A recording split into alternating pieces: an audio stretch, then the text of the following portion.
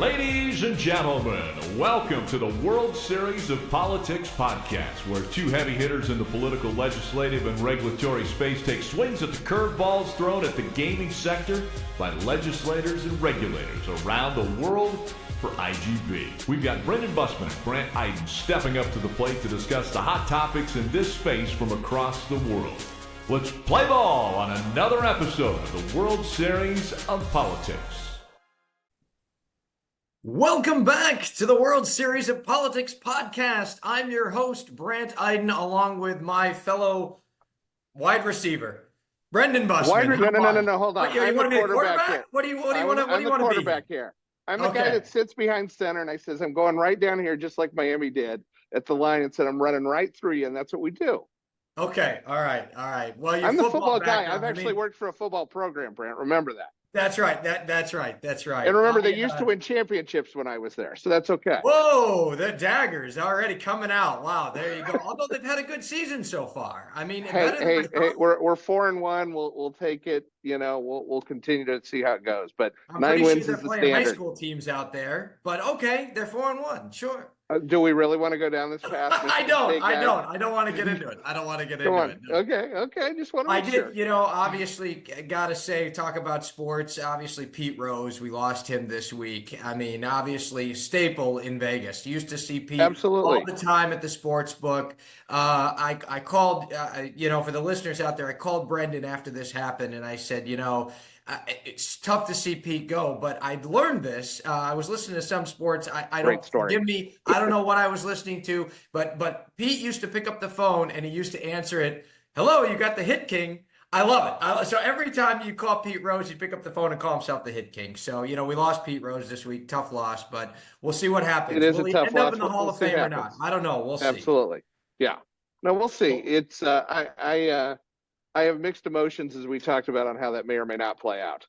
I know. Well, so pivoting from sports, we are going to talk about what did we do? We sort of previewed this show a little last time around, right? We talked about G2E. G2E is coming up. It's upon us, basically. I will be out in Vegas shortly. I'll be out visiting you. You look like you're sitting in where are you at today? The Wynn or something today? I am at the Wynn today. My G2E actually starts as we're recording this already, because I have a full set of meetings today. And then I know everybody else is coming in over the leading up into the beginning of the week next week. And I think my next my official G2E week ends next Friday. So, all right. it's a full week. Have a great week. And here to talk about the wonderful week ahead is my very own, my great friend. We go back to well before his AGA days, Joe Maloney. Joe, thanks for joining us on the show. Yeah, thank you so much. I'm really excited to be here. Awesome. Well, we are just going to jump right in. Obviously, very exciting show. We've seen some of the preview stuff. I've seen a lot of the materials that have come across my inbox. I know that folks have registered. There's still an opportunity to register at the very, very, very last minute. But assuming folks are going to be out there, what can we, what do we expect? What are you seeing from a supplier side? What do you think the show is going to look like this year? What are you most excited about, Joe? I know I threw a lot at you there. No, I mean, despite my recent employment status here with the AGA, this will actually be my 6th G2E. In my previous employment, I was able to attend. And then in my previous employment, I was actually a vendor for the show on the PR side of the house. So to me, what I always just say about G2E, each and every year, annually, it just seems to get better. More energy, more excitement. And that's clearly a reflection of just the growth and expansion of our industry. Right. I mean, we're talking about, at least here in the US, we've got, more than 40 states have some form of legal gambling. And then globally, we're seeing new expansion in markets. And so I really sort of always punctuate the global nature of G2E. I mean, we have people coming to the show from all over the world. Right. And that's really, really exciting. It offers opportunities for business to get done. It offers for peer networking. It offers for education and discovery. And then most importantly, I think, again, in the conversation around expansion, it's innovation. It's the tech tech capabilities of this industry and some of the brightest minds coming together to figure out or make deals around the next opportunities for growth, right? That's what we're invested in right now. We're interested in seeing growth. That's what you guys talk about here on the show a lot. That's the conversations. Those are the deals that are going to get done. It's all about growth, and G2E 2024 will be absolutely reflective of that. Joe, you talk about this, and as you were talking about this being your sixth G2E, I'm trying to figure out how many this has been, because it's sort of like you'd have to start cutting me in half and seeing the count the number of rings, because I think it's been so many along the way here. But going back to my LVS days, even when we started first hosting it over in Sands Expo, now Venetian Expo. But what are some of the major? It's always about innovation and that sort of stuff and new products. What's really the big tech advances you see being discussed, and you think that people will start looking for on the show floor as it opens up on Tuesday? Sure. Obviously, a really big macro conversation around artificial intelligence and AI, and what are some of the opportunities that can go into both machines and operating platforms to enable a more frictionless experience for the consumer, a more intuitive experience for the platform provider, more capable products in the B2B context that can be enabled with just automation and efficiency. Again, that's like the macro level conversation, and a lot of those tools have been already begun to be embedded into these products over the last several years. I think most importantly, you're beginning to see, a lot of advances in live play, a lot of experiences sort of at the casino tables, at the slot machines, what live play offers. There's so many different interesting opportunities. And I think at the end of the day, what tech and innovation is actually delivering on the casino floor or in the sports betting experience is just reducing that friction, right? Making the experience on the casino floor for a customer, or within the app or in the stadium for the sports betting enthusiasts, to resemble their activity in daily commercial life, right? To resemble how, like, when I go to the Starbucks, if I don't want to talk to anybody, I don't have to. I can just pop this in, I can get my expensive latte and move on, right? But at the same time, right, I think what's interesting about technology, and particularly some of these live experiences and the conversation around live betting and the sports betting discussion, is it's enabling more peer-to-peer opportunities. The socialization and the social format of gaming itself, embedded in this industry and embedded in the activity, is actually the feedback you get from bettors and from those that enjoy gambling as a form of entertainment. It's a way to enjoy something as part of their leisure time with friends. And technology, I think, is just platforming that even more. And I think that's what's going to be really, really exciting for particularly the suppliers and the manufacturers, to speak with the big casino brands, to speak with all casino brands, excuse me, and also to the sports betting operators and the sports books. Like, hey, this is what we're going to enable in your sports book. This is what we're going to enable on your casino floor. So that's the stuff to keep an eye out for when you walk the show floor.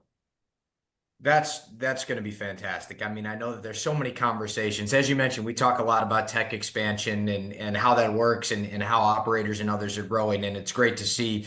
I think it's going to be great to see just the advancements, but even over the past 12 months, from the last show to where we are now. I mean, it's just it's incredible to see. I want to pivot briefly, this, because I'm the policy geek. I'm a dork. Let's talk a little bit about the education sessions. I know you've got some great names lined up. Can you share some of the sessions that may be out there? I know we've got some big stage names that are coming for some of our keynotes. Obviously, Bill Miller's going to give us a great lay of the land, as he always does, previewing 2025 for us. But what else can we expect? Yeah, so the education track obviously kicks off on Monday, and be sure to go to globalgamingexpo.com to sort of fit your schedule up. For AGA members, there's bespoke guides, member by member guides, and for everybody else that has your badge and your education badge, really pop into the website, download the app, go to the Apple Store, Android Store, download the app. You can sort of customize your schedule experience. But really, Brandt, there's something for everybody. If you are someone that is specifically interested in the tribal track, there are those opportunities. There's a lot of engaging RG panels that are happening. Politics, of course. We're going to talk about Texas. We're going to talk about sweepstakes. We're going to talk about the big issues. And I really, really think this is important, okay? G2E education track is not just some echo chamber where everyone kind of pats themselves on the back and just says, like, wow, great, you're doing a great job. No, there's discussion, there's debate. I am moderating a panel on athlete harassment, a really, really important issue. We've got the NCAA, we have the Women's Tennis Association, we have NASCAR there. We're going to talk about ways in which the operating community can help drive consumer messaging around fan abuse and what can be done. Okay. Look, like I call it the let's not get Joe Maloney fired panel, but it's an important conversation. Like these are the things that we're trying to pull forward. We're going to talk about what growth looks like in regulated markets. There's sessions devoted to regulations. We've got a regulator roundtable that is actually going to see record number of attendees. And I really, really want to sort of make that point a little bit further. We have the regulator community coming here to Peer Network now in droves. Our SVP of Government Relations, Chris Silkey, he's going to moderate a discussion with our Congressional Gaming Co-Caucus, Congresswoman Titus. She'll be on the grounds. We'll have a staff delegation from the U.S. House of Representatives hitting the ground as well, getting behind the scenes tour of the show, meeting with the supplier community. We can do a much better job with congressional staff and regulatory staff talking about tech and innovation. So there's something for everybody. It's just important. Download the app, go to the website, map out your education track schedule, because as you know, stuff comes at you fast. The clock moves quickly, but all that signage will also be available to you near the AGA Commons right after the keynote entrance. And then finally on keynotes, we've announced a great headliner in Peter Jackson with Flutter and Bill Hornbuckle on Tuesday morning from 9 to 10 a.m. Prior to that, yes, Bill Miller will deliver his annual keynote. To preview that, he's going to talk about 3 mega trends shaping the future of gaming. And it's going to build on the programming that you're going to see both on the keynote main stage and then in the days following on the education track. Joe, I'm gonna go back and just sort of you've accentuated all the great things happen on education and with regulators and that, but I'm going to go back to something you said at the beginning of this, is where the international side of this is becoming much more coming to G2E, whether that be from LATAM and as well as, I even saw Contessa, who's doing the panels with the keynotes out there, talking about everything from here to the UAE and that sort of stuff. Talk about how much that international influence has come in to G2E over the last few years and how important that is for the long-term growth of the industry here. I'm glad you asked the question, and it's nuanced and expansive, but again, I think we are a global community. We are a global network of operators that is dependent upon the back and forth with the regulatory regimes that are jurisdictional in nature. And I think from there, what results from that are the discussions and the networking and the deals that can be done right here on the show floor at the Venetian Expo next week. It's important that we have this moment on the calendar for everybody to come together, discuss on the education track, but also sort of make the commercially forward deals necessary on the casino floor that are going to work across those jurisdictions. Dubai, as one example, is setting up a new gaming authority. What does it mean to have an infrastructure in place to test machines? Right? How can they learn from that? They can have the opportunity to discuss with their European counterparts. Japan is another potential opportunity, right? And what are the opportunities they have to learn from RG experts in Canada, in provinces in other part of the world? So this is taking place in the United States. It's not a US-centric show, right? This is an opportunity, right, for the global community to come together and really, really work together.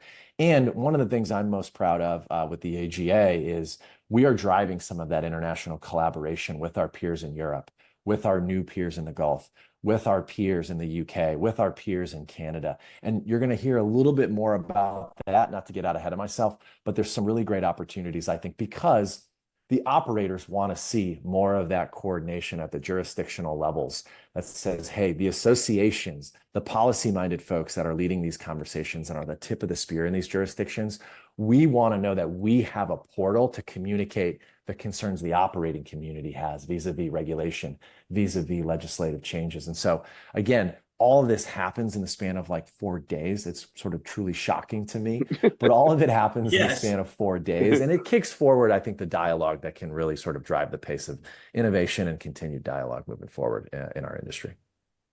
This is going to be a great show. I'm excited. It's always jam-packed. I mean, as I always talk about, in addition to all of the great tech stuff that's going to be out there in the supplier and the expo. We've got the education sessions. And then in amongst all of that is all the social networking that takes place. So I look forward to seeing everybody out there. Of course, I'm going to shamelessly plug my session, my education session, Tuesday at 3:15, Titan Room 2305. We're going to be talking about iGaming. So please stop by for that. If you're out there looking to want to learn more about hold on. iGaming. If we're doing shameless plugs here, Brandt, I am doing a session with IMGL on anti-money laundering on Monday. Well, there you go. There's another shameless plug. Let's do more shameless plugs here. So, my 2 p.m. session is competing with a Chris Grove led session, a Texas session. So again, it's a tough scene. Sneak out if you can, but I was the one that started the shameless plugs, so I'm glad you guys got those in. But we all try on this show. We all try. Look, Joe, gentlemen, thanks again. Look forward to seeing you next week. You. Joe Maloney from the American Gaming Association. We're going to have a great show. Thanks to the AGA for putting this together. And we look forward to seeing everybody out there. And thanks for joining us on another episode of the World Series of Politics podcast with Brandt, Iden, and Brendan Bussmann. See y'all next time. Thank you. You've been listening to the World Series of Politics podcast with Brendan Bussmann and Brandt Iden. We'll be back at the starting line very soon. This has been an IGB production. For the latest news, views, analysis, and data on the global gaming industry, head to igamingbusiness.com.